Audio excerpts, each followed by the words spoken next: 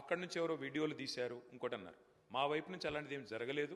ఇక్కడ మొత్తం కెమెరాలు మీ ఆధీనంలో ఉంటాయి, స్పీకర్ గారు, మీ సెక్రటరీ గారి ఆధీనంలో, మీ ఆఫీస్ ఆధీనంలో ఉంటాయి. మీరు మొత్తం చెక్ చేసుకోవచ్చు.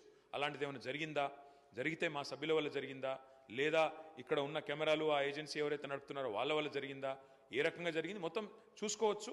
ఏమైనా చర్య తీసుకోవాలనుకుంటే ప్రభుత్వం చట్టాల పరంగా చట్టబద్ధంగా తీసుకోవచ్చు, మాకు అభ్యంతరం లేదు. కానీ ఇవాళ అధ్యక్ష మీరు సోషల్ మీడియా కనుక చూస్తే దాడి ఒక్కరి మీద జరుగుతలేదు అధ్యక్ష.